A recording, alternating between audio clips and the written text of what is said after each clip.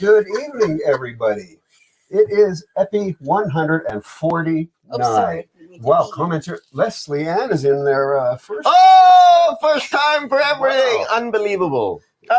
Leslie Ann, 3,500 points. Nicole's in 2,500. Nicole, epic.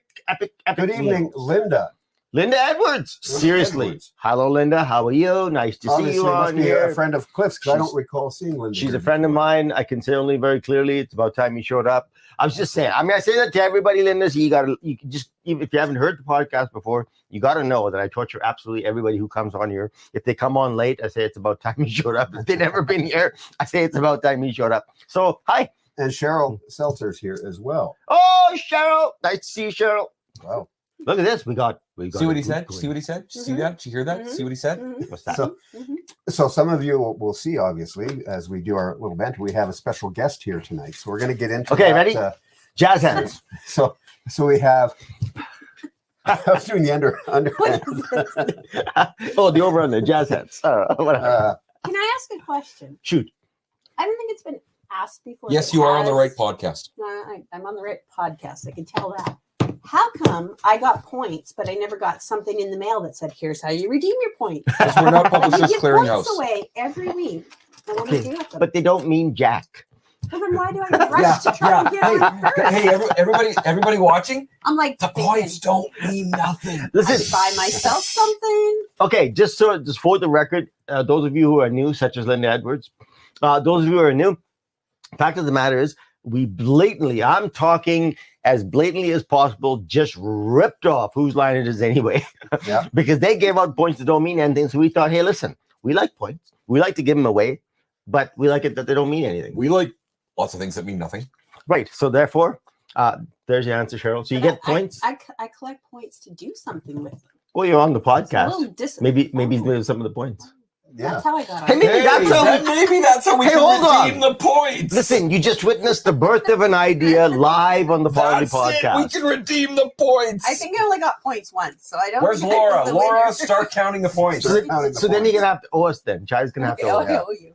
No, but hey, you just witnessed the birth of an idea live on the Podlie Podcast. I you go. think that when a person gets to a certain number of points, like about I don't know how many, Laura 1 can million. keep count. Laura can keep count. Yep. Then they get to be a guest on the Podlie I'm Podcast good and talk with to about what talk to us or talk with us about whatever they wish. And I'm good I with don't it. think she's even here to count. So, hello. Well, that's there, all right. Marvin. We've already nominated her. Marvin's here. William Kirkland is here. That's what I do. William Well- Kirkland, how are you, sir? Yeah. Welcome. Good evening, all. Of course, we have our special guest here this Yeah. evening, and we'll get into that Yeah, we should kind of shortly allow why Bill she's to here. introduce. Sorry. to why she's here. He So- did it too. So Told you. we're all doing it. Yeah. So Chai Salter Roberts is here. So we're going to get into why she's here shortly, and you probably saw that I don't know why. in our topic. But as we start, this is again You're Epi, about to get into an argument. Oh, okay. Okay. Epi 149. 149. 149. So having said that, as we always start, how was the week, Cliff? Oh, it was good, man. It was really good. Not too busy, not too slack. I got a motorcycle ride out of it. Actually, a couple of motorcycle rides, really quick ones, short ones. Met Linda Edwards for some brekkie on what day was that? Saturday. Saturday must have Saturday morning. Nice. And then took a drive out to Saskatchewan to pick my lovely wife up, who was there.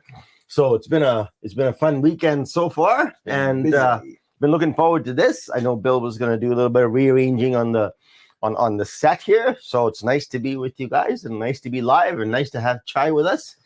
Not a bad week, I'd say. Not bad at all. I'm just sorry everybody's having their own conversation I know, right right? now, so they're not even. But apparently Laura is singing, so she won't be here to count points. But I've just been Unbelievable. watching the board. How about you there, Mr. Paul? How was the week? I understand you've got a bit of a change happening. Hey, this is the May. It's May 1st. This is the May. May the 1st be with you. That's 'cause right. May the No, 4th no, be with no. you. May the 4th be with you. That's coming. Is coming up. And it will be return of the 5th. Yeah. So this is my month, pretty much. Oh, hey, by the way, I'm hosting Star Wars trivia on May the 4th. Yeah, too bad I'm it very wasn't Star excited Trek trivia. I'm very Yeah. excited about. I'm sorry, I've never heard of What? I'm sorry, I've never heard of that. Thank Yeah. you very much. I am well. It's kind Yes, of like that band he talks about, Depeche Mode. Has anybody heard of Depeche, Depeche Mode? yeah, I know. That's not funny. Never heard that. November 21st. I'm there. Never heard. You're Yeah. So I'm at the DM concert, Oh, November 21st. oh, they're actually coming. Did you know that? Dude, who? Depeche Mode. They're coming. I'm sorry. Have I not said that enough? By the way, Are they good. coming to a coffee house or Rogers? Yeah, it's good. Roger. That's a good question. No. That's a good question. Coming to a coffee house. Come on now. Okay, Bill. Else, I get them all to myself. I'd be okay with that. What about you, man? How's your week? Good.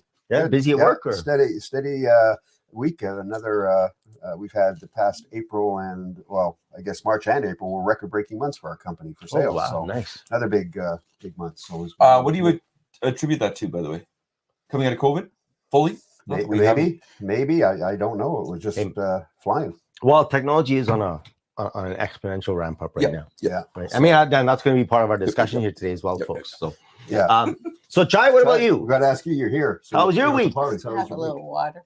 Yeah. It was that good, wasn't Is that water? Is that good? Is that good? That is water. She says it's Clear, water. it's water. Well, yeah, but vodka's clear too. Am I talking about my life or just the weekend?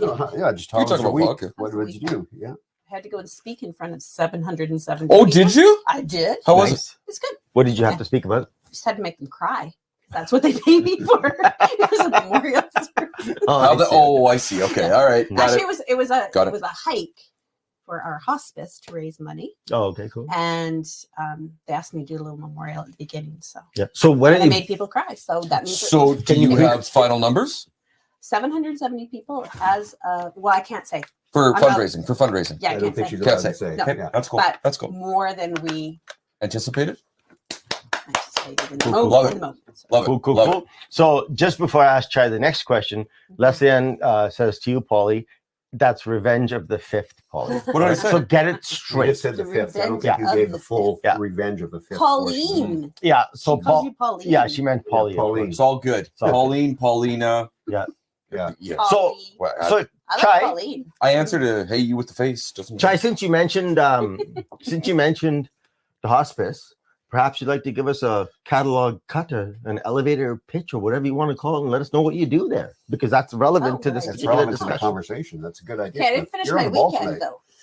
So I'll tell you that. but then Finish come the back to week. the The weekend. weekend's finished. It's Monday. Hey, I tell you what I did the Hey, rest I of saw the weekend. greenhouse. You working on the greenhouse? No. No. Oh, I thought it Greenhouse looked. is falling apart. It's Oh. it's free. Needs some 'cause it's- I thought it was being built up, not falling, not the other way We're actually around. We've Take actually it taken it apart. apart. I got and it. rebuild it because it's Roger that. 150 kilometer an hour winds. Yeah. No, it doesn't. Anyway, where was I going? Weekend. Oh, what do I do? What'd you do? Oh wait, am I doing the weekend? Yeah. So you just talked about. This is the weekend you talked about report. The hospice. Chai. Clifford is confusing. Okay, I'll go Spiffy back to the Cliffy, weekend. as we call it. Spiffy Okay, Cliffy. so we did that. We do. That was the new directive in the fine print. Sorry, Chai, could you Sorry. please Not a continue? problem. Go ahead. So, did the memorial service, did one counseling session, made that person cry as well. That's what they pay me for. What else did we do? And then we hung out the rest of the Did day. some We work did a little around the shopping. acreage. Did some shopping. Meant to get a car wash and forgot. But I'm You glad talked I about didn't. breaking down the greenhouse. You're making me cry. We didn't. No, it's the wind You have is that effect breaking on down. people, Chai. So- Hang on, just quickly before we'll let Chai, because you got to tell us what you do at the hospice. But Nicole has a comment there, Cliff. Wait. You mean Saturday? 1, 2, 3. Saturday? There we go. Let's Hey, see. look. I just talk amongst Okay, ourselves. the good so thing- let's start The out. good thing is when we're live, we can actually coordinate that Yeah. because normally Bill and I are out of sync because when we're on Zoom, there's a delay. Yeah. So we're not that far out of time. Yeah, I mean, we're it's pretty only the I know. I think we're pretty good. Anyways, Okay, then we watched a very stressful hockey game. yes, Very we did. stressful It's hockey. okay Saturday because tomorrow morning, Sunday, we're going to sleep in. How Nice. why is it when you know you can sleep in, you don't sleep in? Yeah, I we know, got up right? early. That's the truth, eh? It's truth. That's the truth. So just to go back 1 second when you said you get paid to make people cry. I would love it if people paid me because I could poke people in the eye very quickly. Like Faulty Towers, and he goes, Manuel. Faulty Towers. Wow, or something. And they'd cry, and if they would pay me for that, that would be like a ridiculously great gig. But I get what you mean. It's actually a hard gig. A hard gig. But, No, that part's hard, but poking people in the eye would be Well, really easy. I don't poke them in the eye. Must have glasses. Oh, so you make them cry differently then? By a different I method. poke at their But we feelings all so have they will glasses cry. on here. So how do you poke? I know. somebody in the eye with glasses on? Anyway, Okay, so okay, explain to us what you do at the hospice. And hi, Andrea, by the way. Hello, Hi, Andrea. So what do? I'm the director of the grief support programs. And so I'm an educator and a counselor, and I help people figure out the grief process when they're waiting for someone to die or someone they love has already died. Nice. So palliative care as well. Yeah. Nice. Exactly. Nice. Okay. Question. Sorry, Polly. Both palliative to the person involved who is actually facing death, and also to the families.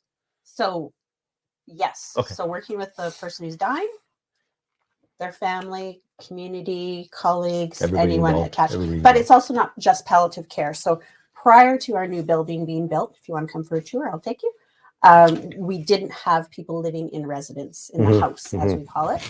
They would die at home. They would die in the hospital, other hospices. Once we built this building, we could have up to 12 people live with us. So now we're dealing with those individuals and then their families and everything. Oh, nice. But prior to that building, we focused on community. So the other part of my grief program is deaths related to accident, suicide, murder, Right. any way that you die. Mhm. Kids, little ones, all the way to seniors. That's So it's tough. quite varied. Yeah. Okay, so you said in your prior comment, you help people figure out the grieving process. Yes. Okay, so help me with this. Isn't the grieving process for everybody different? Yes. Okay, so explain that. How do you help people figure out the grieving process when the grieving process for you and it is different than me, it's different than you, and it's different than you? Exactly.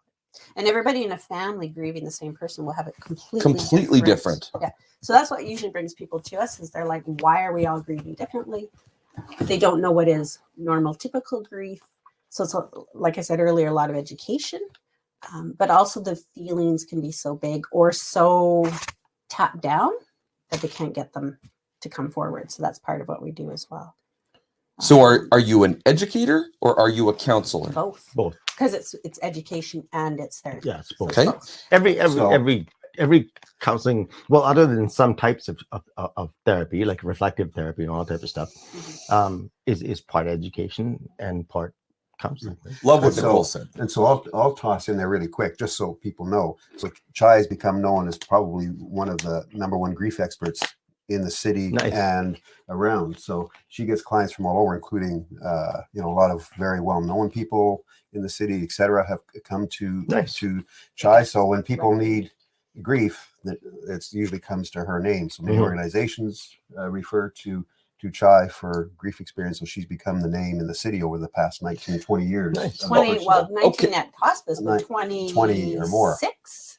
Yeah. Okay, So- so you followed your grieving education / counseling journey. How did you do it? Post-secondary in psychology, post-secondary in how did you get there? How did you get here, I guess? So first it was personal experience. We had our own experiences, Bill and I and our family, created our family center, the Briar Patch, which you have been to.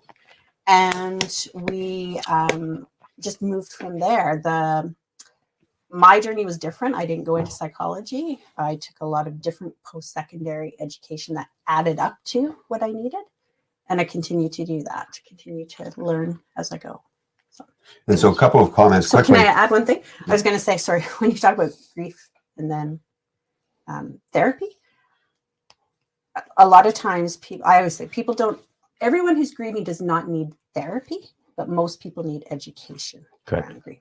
Oh, I like Therapy that. piece is often for more traumatic experiences. People phone us and say, I need therapy. And most of the time they just need the education and the compassion and the support, but not necessarily the therapy. So a couple of the quick comments. So Leslie Ann says, firsthand experience with palliative counseling makes the process so much more meaningful. So I'm a little curious, Leslie Ann, what do you mean by firsthand experience? She's had firsthand experience with palliative care, right? Right, on that side, okay. Right, yeah, Okay. yeah. Just wanted So to- Yeah, we don't want to get too Yeah. specific. yeah, we don't want to get but- too yeah, we don't specific, wanna get too but specific, she's I love Nicole's comment. Grief is Yeah. is not linear. Yeah. It's a total roller coaster, 100%. and it's Yeah. all okay. And I like her last comment. I like all of her whole comment. I like her last comment the best. Yeah. her last statement. Linda, I agree. It's been tough going through grief. Nicole says Chai and you, and I'm assuming you're talking about Patty Walker, Nicole. So we know Patty Walker as well. And Patty does a program where she works with parents who have lost a child. Babies. Babies. Sorry, babies. She does babies. Yes. Chai works with everybody from people who've lost babies to working with kids who, as you said, who have lost a parent, grandparent, teachers, anybody who's going through grief. And as you said, anything. You've worked on some pretty high profile cases in the city, which I won't get into, but have involved, more than other things as well. So anyway, yeah, because you're bound, you're also bound by client confidentiality. Are you? Yeah, Absolutely. that's what I thought. So sometimes there'll be a public death, and these guys will ask me at home, "Are you working with that family or that individual?" And I can't tell. You them. can't say that. You can't say. You can't say. All confidential. That makes sense. That makes sense. So one of the big reasons that we decided to have Chai on, so for those of you that were all tuned in last week, we got into a pretty good discussion on AI, artificial intelligence, on how it's really taking hold of our world. And we had this big discussion. We had some disagreements and back and forth about it, etc. And we got into talking about counseling, and Cliff, of course, was talking about how we can have AI do counseling. So whether it's a robotic counselor that's actually sitting in the room with you and doing the counseling. It was not prime time, but very close. And it's not at this particular moment, but it's not 50 years away. It's not 60 years away. It's very close. It's an extreme short time away from So we got into that conversation about having that. And just to clarify, because what happened was Chai sort of mentioned because we were talking about AI replacing jobs or not replacing jobs, but replacing people who do the jobs in so many different arenas. And Chai had mentioned that it'd be difficult, not difficult. He said, well, they won't be replacing my job anytime soon. And then Bill had mentioned that, maybe in 50, 60 years. And I think that's where I sort of diverged with the opinions of these folks, and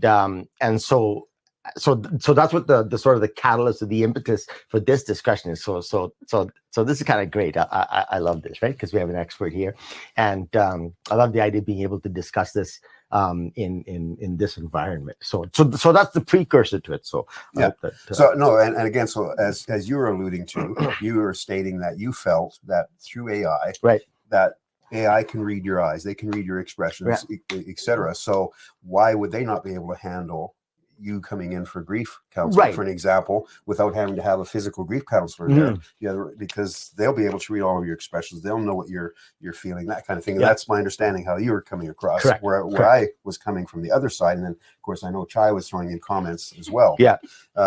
So is that kind of where you were? That sounds reasonable. But like I say, it's not prime time, as I mentioned last week as well. It's not always going to happen tomorrow. But you're right; it could happen in the next 2 years, 5. It could happen. Yeah, and I think partly, I'm pretty passionate about this stuff for different reasons, but none the least of which is that AI is taking over a gargantuan amount of our world. And it concerns me in many areas. And when people perhaps say that, hey, this is not going to affect me, I instantly take some opposing view to that, because I have a distinct feeling. It might be a gut feeling. It might be I've read a vast amount. As you people know, you folks know, I love to read, and I read absolutely everything. There's nothing that doesn't interest me. So I do a significant amount of reading about everything. And then what happens is when you put it up, just like Cheryl, just like Chai, you mentioned that, you don't necessarily have a specific direction of education, but you've taken a bunch of courses, you've taken a bunch of information in. And I have a distinct idea that we humans, when we take in vast amounts of information, some of us study that way. And I'm like that. So it's my understanding, or certainly my feeling, that when we humans take in a vast amount of information, we don't necessarily know it, but slowly the truth simmers to the top. And then we get an understanding of a certain path in life, or a certain something that is coming that maybe other people don't see. And I'm not saying other people don't see this. Other people see this clearly. But I'm just saying that in the vast amount of sort of reading that I do and stuff like that, there's a certain amount of truth that bubbles up to the top. And that truth right now worries me. Not like fire and brimstone worry, but it worries me that we're not taking it seriously enough to understand that this is going to change the world that we live in ways that we don't quite yet fathom, right? And that nothing is off limits, including psychology and psychologists and psychiatry and counseling and all these things, even those which are quintessentially human, Right. even those are in danger. So, Cliff just said quintessentially human. Do you see AI right now, today? Do you see AI, I guess not changing, but influencing your profession? And if you do, right now, today, I'm not talking 50 years, I'm not talking 10 years, because we're going to get to that. We'll get to that talk. But right now, do you see it changing your profession? And if so, in what way is it changing it now? I will jokingly say if it was existing right now in this moment, I would love it because we are so short-staffed. Oh. Duplicate a few of us. Duplicate, right? It would be lovely. I don't know. I think it'd be really interesting. What I was trying to figure out in the last, I'm going to sideswipe a little bit. Yeah. Not Yeah. side. Yeah. What's the word? Sidestep. Sidetrack, yeah. That I was trying to figure out. So when you're counseling with someone, yes, we're looking at the body language. That's what made it hard with the COVID. Is Zoom was great, but if we were on the phone with someone because they didn't want to use Zoom, I couldn't tell how they were reacting to things. Right? But sometimes we have clients that this is just a blank face. Right. So that's the part I was trying to figure out is what if you have someone that is not going to show any emotion, isn't going to react in the way you would expect. So I could figure out what I would do in that situation. Maybe with AI, that would be figured out as well. But that's the part I could. And the key comment is what you said is I could figure that out. Yeah. So here's the thing, just a very quick blanket comment. AI is programmed with a great many U's. Right. Right. So it's going to pull. So the fact of the matter is, put it this way: do you know you cannot fool a face detection camera? You can wear a beard. You can change. You can wear. Sometimes it was saying you can wear a mask, not quite, and you still can't fool the facial recognition cameras. Do you know that in a very short time you're not going to need lie detectors to be able to measure your physiological response, because you cannot lie. Right. The human cannot lie unless you're a sociopath. Now, a sociopath can probably lie, right? But a human cannot lie without micro expressions. And a computer focused on you can read your micro expressions 1,000 times faster than a human can. And here's the last point I'll make about this. AI is not swayed by emotion. And I can get back to that because that's now very important. Yes. Even though I'm saying that they could comfort somebody emotionally, I'm yet saying that they cannot be swayed by emotions. So what that tells me is that if AI can detect a lie and they're not swayed by emotions, what's going to come across is the most honest advice. The most honest, as you mentioned earlier on, the most important part is education, the most honest education, and not be tainted by how sorry I feel. Like if I was grief counseling a mother or a dad, I could just imagine if I was counseling a dad who lost a 2-year-old girl. I know a person like that. He's actually my wife's cousin.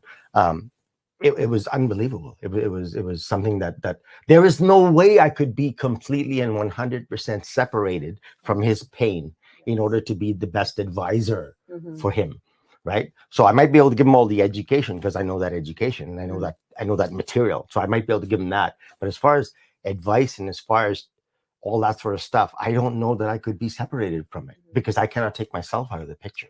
Whereas AI could do that, right? And burnout is high. So one thing you'd avoid with this It would be is burnout, burnout, right? So I always say you have to leave your clients and your families at the office, in the counseling room. right?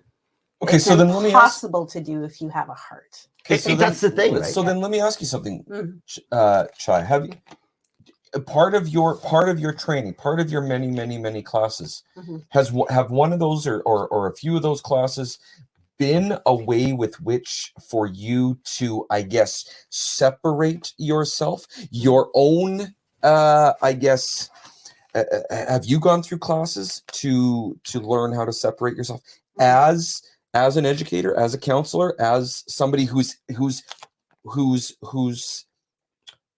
trying to have a very I guess just very unbiased opinion? Have you? But like, because I don't understand this personally. I don't understand this personally because I would take it all home. Yeah. I would take it all home. And I I can't do work in a sometimes. hospital. I can't do that. I do. So have you? Don't I sometimes? Have you had Yeah. classes? Like, have you had? Oh yeah. Because part of anything where you're going to be working in that field, you first and foremost you have to be in a good place yourself. You have to be open to exploring your own throughout the time that you're doing this, because it's going to change. You're going to get triggered by stories, by similarities, but it's not about me in that session. So you always have to keep it back here. And you get triggered with overwhelming compassion, right? Yeah. Mm. I do sometimes bring it home, not necessarily the story, but just today was a hard day. Most of the time I can write out in my case notes, and once I close that, I know they're going to be okay today. They had their session. We did all these things. We talked about these things, and the next steps are X, Y, and Z. So then I can put it to bed. Right. But some of them are so big that even that is hard to do. So then part of training is when those come up, which is natural, then what are you going to do with it? Right. Not just recognizing it's there, but then what are you going to do with it? Right. Yeah, exactly. And what do I do, Bill? What are the coping mechanisms, right? Yeah. What things do I do? This is why this room exists. Yeah. Right? This is why we have a big bathtub. And Andrea just posed self-care is really important to fields that are helping other people for sure. And so the one thing that I talked about last week, and I think I still have the same feeling this week, is I'm still not convinced that AI can provide the compassion that a human will be able to provide. Okay, Right.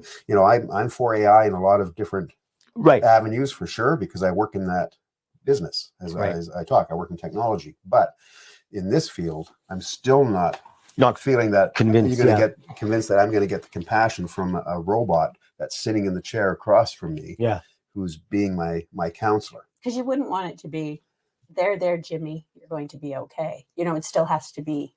I understand. It's a long way. It's a long way from there already. I will. Okay. For argument's sake, for debate's sake, I think it helps to define these things. Yep. Right. Yep. So, because what's going to happen if I take this and I say that's just an entity, right? An AI entity. You can call it a robot. You can call it a phone. You can call it whatever you want. Okay. But that entity, when I say as an engineer or as a group or a team of engineers that I'm going to program this thing, I need to first define what the problem is or issue is in order to program a solution, right? So what we need to do is define what compassion is, right? And since you brought it up, perhaps I'll ask you in your mind. I'm not looking for I'm not looking for a dictionary definition. I'm talking about you personally, Bill. Like, what does compassion mean to you? I think it's the human interaction, because you're dealing with a fellow human here. I'm not looking at something that's mechanical. So the compassion is the feeling that you're getting from that counselor giving back to you, the feel of the voice, the feel of the facial expressions, the feel of the look. And yes, maybe AI can do facial expressions, but to me, it's not human. Okay, so let's take that a step further then. Regardless of the expressions, regardless of what it looks like, regardless of what it feels like, regardless of anything, all that sort of stuff, it's about you feeling something. It's getting the feeling back from that counselor. Correct. Which I don't think I'm going to get. And that's what you're saying. You don't think you're going to get that feeling. No. I think that's where you and I would disagree, right? So, and the reason I say that is actually because there's a tremendous amount of evidence that we humans can attach ourselves. We humans are so unbelievably deep and so vast that we can attach ourselves to a voice. We can attach ourselves to an image of a person. You put up an image right now of Audrey Hepburn in Breakfast at Tiffany's. That is my favorite movie. I know it's a girly movie. I'm sorry about that. It's my favorite movie of all time. It's a good movie. I love that movie.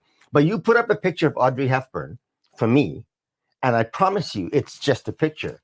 She's gotten old and she's passed on. It doesn't matter. There's still a certain feeling that will come to me when I see that picture of her. It's not real. She's not even interacting with me. And neither are people on the screen in the movies. Mhm. And yet there are people that are so unbelievably associated and in tune with actors and actresses on the screen that they will go through massive amount of lengths of time and resources and spend time and resources to be able to interact with these people, and they can cry just by looking at them. Mhm. And all of these feelings are not dependent on the source. These feelings are dependent on the person themselves. And we are so vast and so deep as a human, as an entity, Mhm. that it has been proven time and time and time again. You can go do the googly wooglies and search that there have been many people that have attached themselves to a voice. And right now in Japan, they have date nights with an AI. Really? And I tell you what, they now have cafes where they bring their quote unquote AI with them. Hmm. And these AI bots, or whatever you want to call it, are so attuned to that person, because guess what? Not only do they have the entire global education programmed into them, not only do they have the ability to read every micro expression in your face, Mhm. they also have the ability to get to know you based on the questions and answers that you both pose and answer. That actually then sets the algorithm in motion, right? So it's really so just to go back to sort of culminate what my statement would culminate is the fact that I think I said this last week and I truly mean it. I think saying that AI, or not believing that AI, that we connect with this, I think it both diminishes the potential of AI, because keep in mind they were programmed by people, right? I think it diminishes them, and I also think it diminishes us, because we are vast and deep and can connect with anything, and anything can become significant, right? Because it's not anything. I mean, I think it was Tony Robbins that said, God knows, in the 80s, he said, it's never the event, it's never the experience, it's the label you put upon the event that matters, Mhm. and it's the label you put upon the experience that matters. Mhm. So if we are so deep and so vast that we can label things in a certain way to give us whatever enjoyment we need, I suspect AI can be very close to being able to actually help us work through, because what is it's a process, right? Mhm. Which is something I really need to ask you. So Yeah, Hey, I was just going to say, sorry. Cliff, is that the middle of your point? Because it's the middle of the podcast. 2 minutes late. my God, look at that. What a great Sorry. discussion this is. Good evening, ladies and gentlemen, all of you, and welcome to the middle of the podcast. And the new people, thank you for joining us. We appreciate And that. and I have a question as well. Shoot. To try about, Andrea quickly says, I've gone to many counselors before and I respond better to the counselor who shows compassion. If I was sitting across from a robot with no emotion, I don't think I'd continue talking. How do you know the robot has will show no emotion, Andrea? Depending how they're built. Now, some of the AI characters have been built with full facial features do show emotion on their face. So I agree with that. But again, yeah, sorry, I hit the wrong button here. So I agree with Andrea's point as well. One of the things that I've been told that make me a good counselor is because I can show emotion, even though I can keep it very light. But I will get teary when someone shares, especially if it's a child or a baby who has died. I will take a moment and just let's stop for a moment. I can't believe this story. I'm giving compassion, and I just wonder how that would come across Yeah. in an AI But, experience. and sorry, Cliff, and I'm just going to say First. too. So when you had during COVID time and you had people on the phone, That so was how did hard. those people react when Yeah. they finally got to come back and see you in person? And I see Jeremy putting up, Yeah. everyone step back from sitting across from a robot, picture texting a counselor, picture texting in AI. That's our current tech level. Well, I don't agree with that at all, Jeremy, because we're at that certain tech level, but I still think you need that compassion of that human person. And as Jeremy, as you know, I've said on the show, I do work in technology. I do work with technology, and we'll be working with more technology this year that is heavily involved in AI, from facial recognition, cameras, etc., to doing that. But in this type of thing, I can't agree with you on that at all. I think it has to be that person. So for you, Chai, again, you dealt with somebody, say, on the phone for 3 months or however long it was over COVID, but then they finally had to come back in person, or they decided to come back in person. What was that like? Everyone always had the same experience. They thought I was younger than I looked. I didn't take that kindly, but I was okay with it.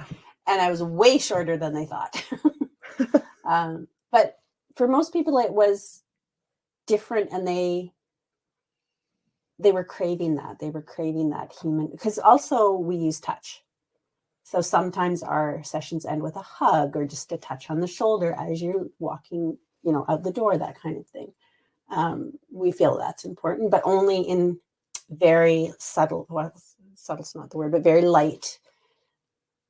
And if the moment is the right, unintrusive right, yeah. way. Like Yeah, I wouldn't unintrusive, yeah. reach out to touch every Yeah. person that comes in, but there's this additional piece that in our compassion we provide. I don't know. It's a hard one. Or those people that you had in person, Mm-hmm, but then due to COVID, they couldn't come in person. mm-hmm. But after COVID, they came back in person. Yeah. So how was that? No, I said it the wrong way. No, they said I look younger than I did. Ah. No, did I say that? Yeah, I think I'm so that. tired tonight. I'm sorry. I went to work at 6 this morning. I meant it the other way. Anyway, I kind of get Bill's point with asking that question, but I don't know. I mean, if you know a person and then you're away from a person, and you know a person that you trust and trust with your feelings and so on and so forth, and then you go away from them and come back, of course they're gonna want that connection again. Mhm. So I get your point, Bill, and that makes sense to me. So Chai, so we're talking about compassion, how it's a matter of you feeling. What I want to separate is the you out of the process. Okay, so Bill, when you talk about, I need to feel that compassion. Mhm. Okay, well, that's, I don't know how better to say this, but that's your problem. Meaning that you no, you know what I mean. But you have to allow yourself to be involved, even if you were with a live counselor.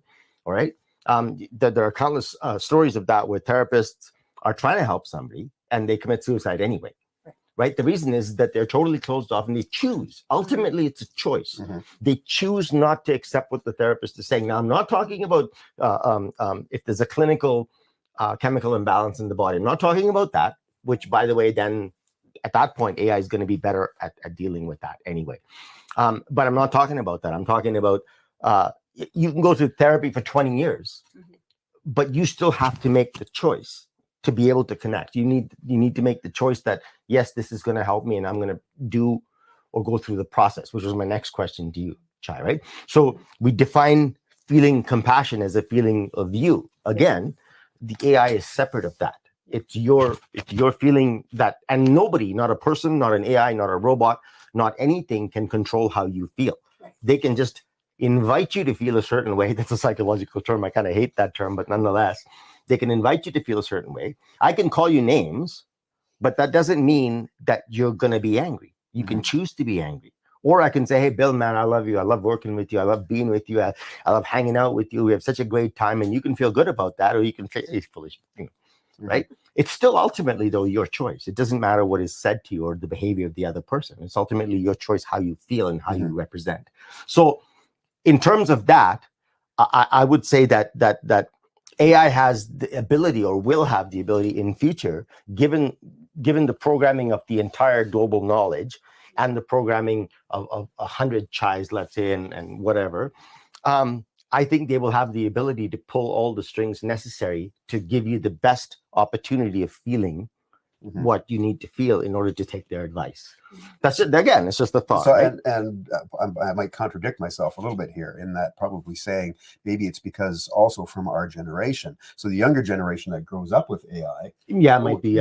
we have a completely Good different point. feeling going to Good point. a robotic Oh, I type think that's counselor, how right? Because I- that's the way they will have grown Yeah, up. good point. Andrea says once COVID restrictions lifted and I had the option to go back in person or over the phone, I went in person. Plus, I met my therapist over the phone and really wanted to meet her in person, right? So Again, if you to talk to your AI person over the phone and they connected with you, you're going to want to be there and meet them in person, assuming they have a corporeal form, right? So I just wanted to get back, Chai. We talked about grief, and Podlie asked you a couple of good questions about grief, and you'd mentioned that it's not necessarily every person suffering through grief needs therapy. Sometimes you just need time, and I can speak to that from experience, and so can you, I'm sure. But mostly or many times they need education. So let's take that part out, and let's take the part about helping themselves through therapy out.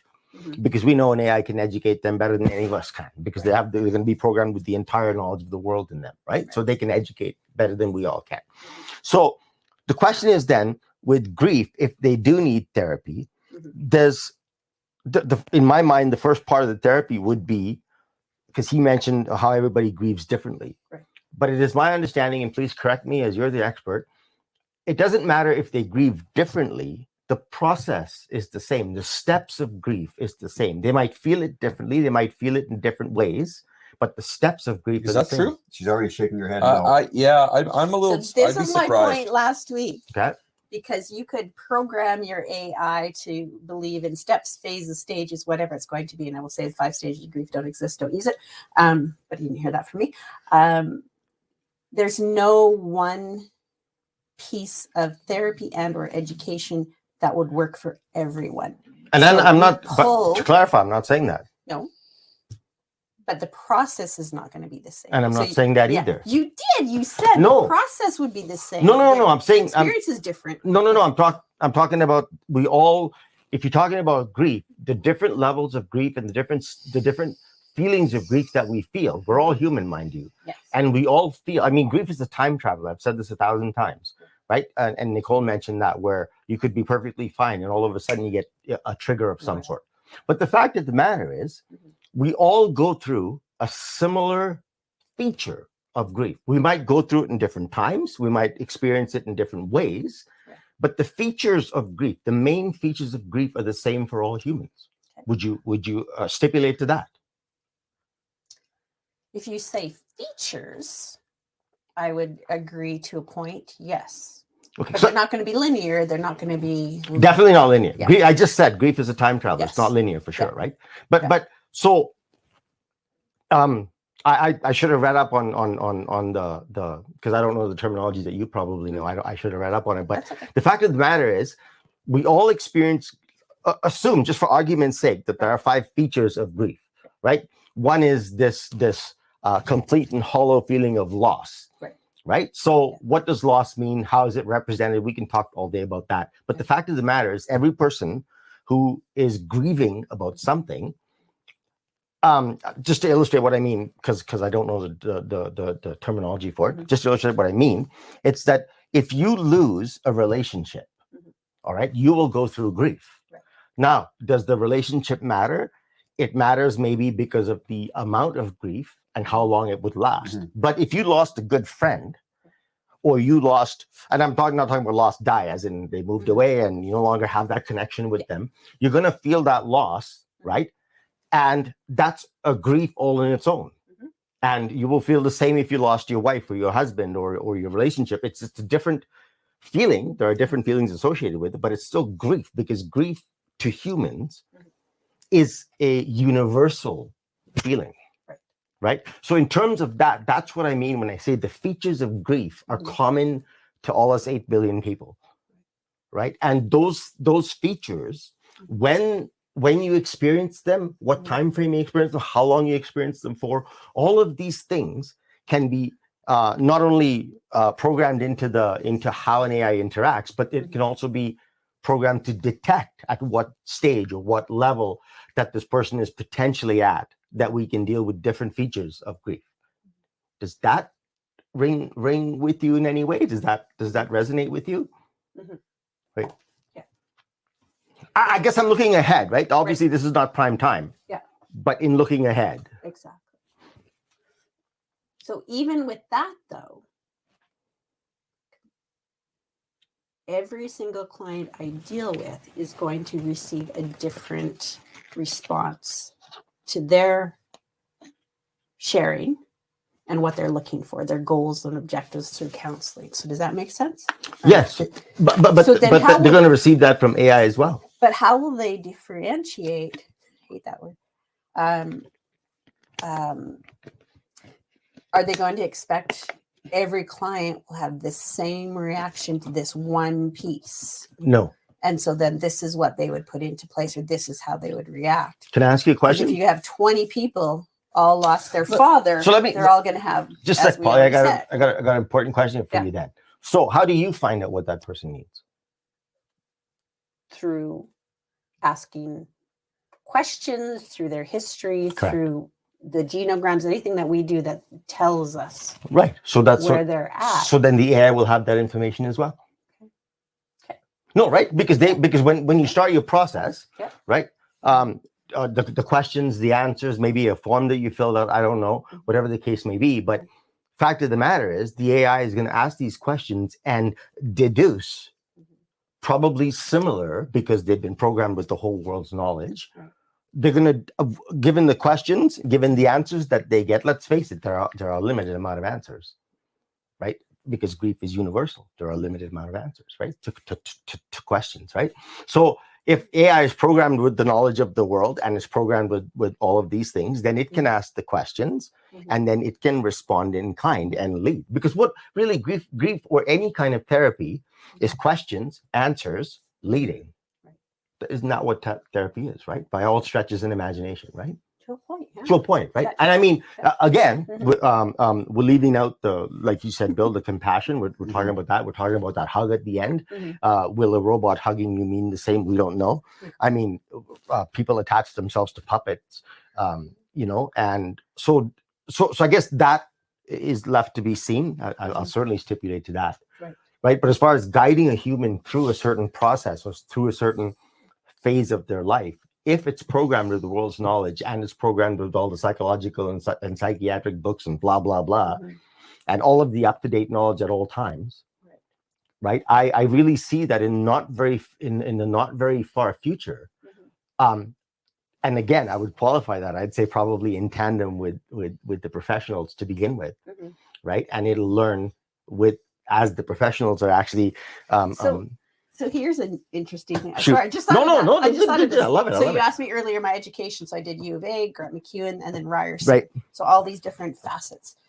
In Alberta right now, and I hate to say this out loud, but anyone can call themselves a counselor. Correct. And there is a movement, and I agree with the movement, to regulate counseling as a profession versus just welcoming counselors, masters of psychology, masters of social work, psychologists, psychiatrists, anybody, right? So part of that regulation will mean that everyone must have at a minimum one master's degree. Right. My question is, the AI is going to have that certain level. Thousands of master's degrees. Thousands of master's degrees in every its brain, discipline, right? In every discipline available.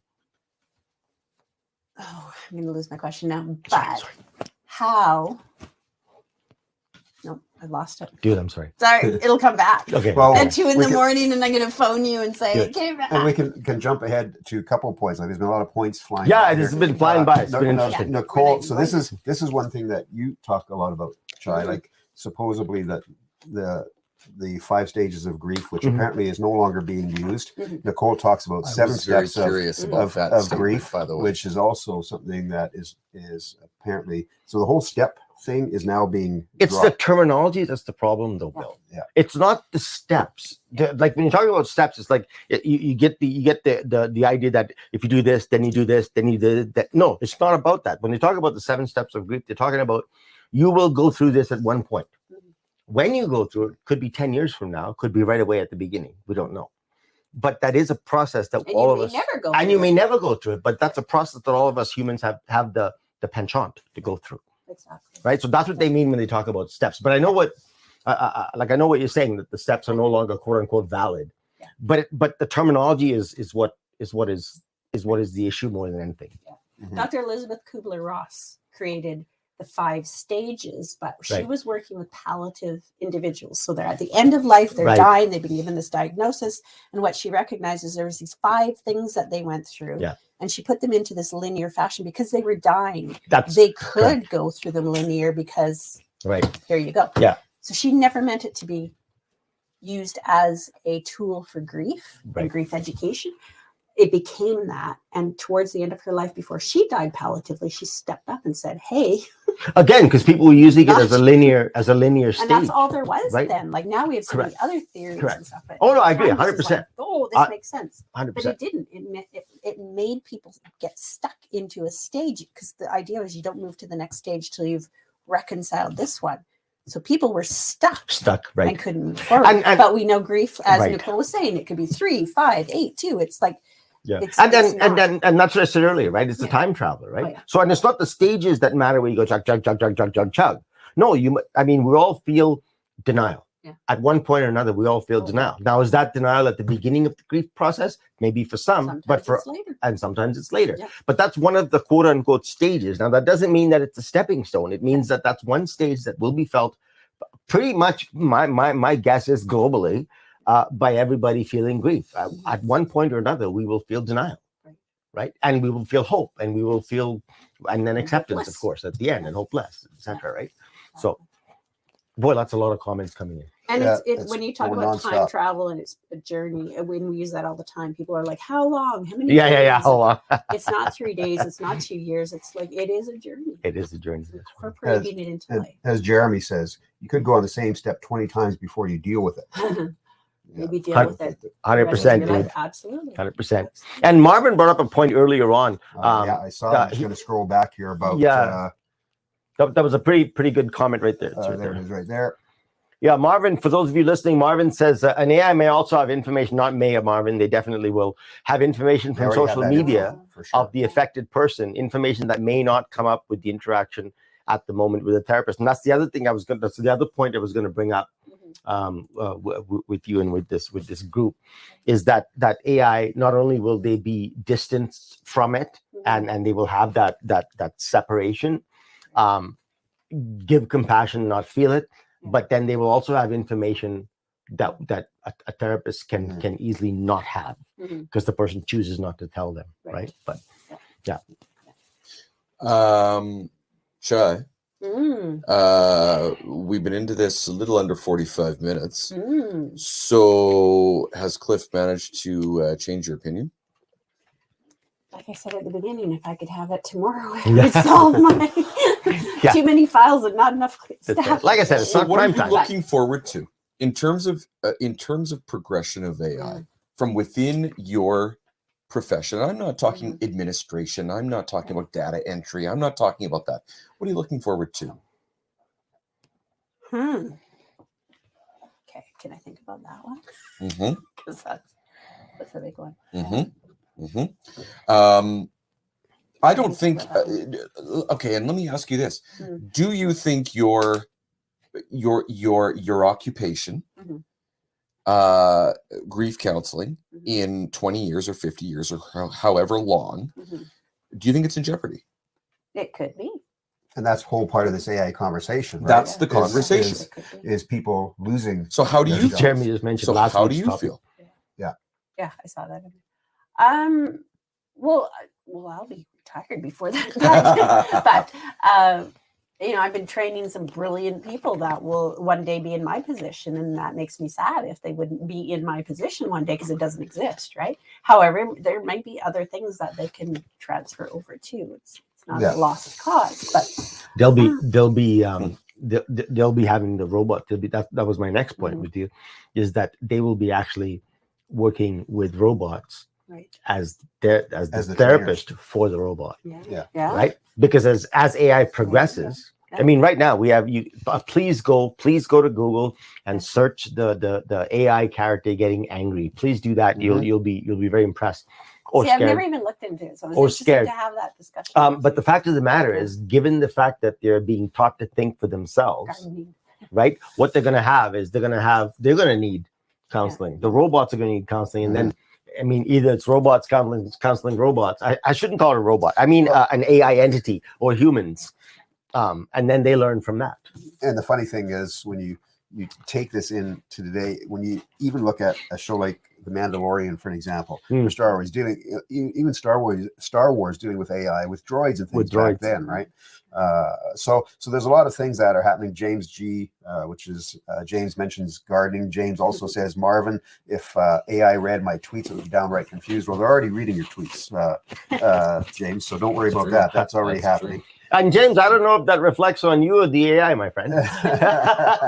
I'm joking, James. I'm joking. And James, I would just say, I love you. Interesting. And you know why, James?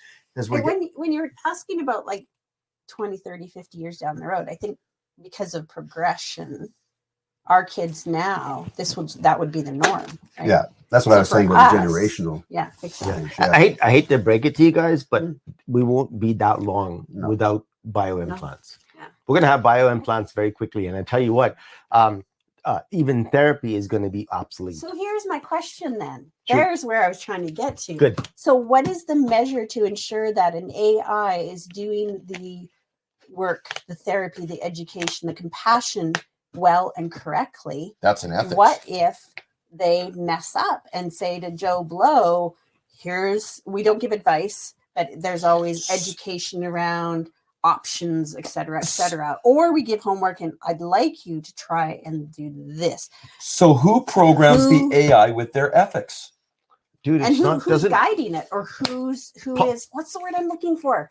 Not Morals. overseers. Who's the overseer? testing, Accrediting. accrediting, who is Yep. Right. ensuring Right. that what is being presented to. So I had to do a number of hours before I could sit with people, and even now I still have to go through processes to ensure that what I'm saying, what I'm doing, what I'm portraying, what I'm providing is accurate, Is up to date. up to date. Right. because we're always learning. It's called a firmware update Yes, to the AI. Mhm. but who's disciplining Well, them? the Like, same- if they mess up. If you have a who's- body that disciplines you right now, why can't they have a body that disciplines that's AI what I'm later? asking. Who's doing that? Though? It's- Is it another AI or is it us? Well, it doesn't matter as long as they have the capacity to do it, whether it's AI or not AI. The fact of the matter is, you will know by the results. How do you know you're being a good therapist? Client feedback, evaluations. Well, how is that any? evaluations from staff? How is that going to be any different? I mean, That's what I'm asking. But do you how- report to a governing body? for myself? Yeah. Do you report to a governing body? Do you report to a higher a gubernatorial body that you know what I'm talking about? Yes. Yes. Yes. okay, but all of these, Oh, it took me that you long. guys, I don't think you're necessarily looking at the crux of this. If Yeah. you can have a governing body for humans, you can have a governing body for AI. If you can update Mhm. the knowledge Mhm. and systems in your profession, Mhm. well, we can do a 0.2 update firmware and give that all the latest information. And not That's only that, we can download the actual brain files of the AI to ensure that the sessions Mhm. were fully in That's line with what the process is. There you go. They That's the have to do question. Who case watches the notes. watcher? They would not have to type Yeah. in Nope. case That's notes correct. As Jeremy says, because Who watches the it watcher? would stay Yeah. there. James, I'm going to need to know where the batteries or plug in before I put my heart into any AI. Pour my heart into any AI. Wow. No, but you get what I'm saying, right, Chai? What I'm saying is that we're talking about process here. Right. When we can actually eliminate a swath of discussion Right. by saying if there's a governing body here, the governing body's not going to go away just because it's an AI. Yeah. The governing body is going to be there. And will the It's gonna governing body be adapt. taken over by AI? Well, possibly, as long as they govern in a manner congruent with the profession. Right. Then and like I said, the same thing. We can download human overseers or AI overseers can download the whole session and know whether it's being effective, right? Just as we can with humans, correct? So we're just about out of time. We're actually heading into overtime. But Oh, look at that. OT! Just quickly, I don't know if you heard or not. So the head of AI for Google quit Oh, did he? as of today. And the Oh. reason he has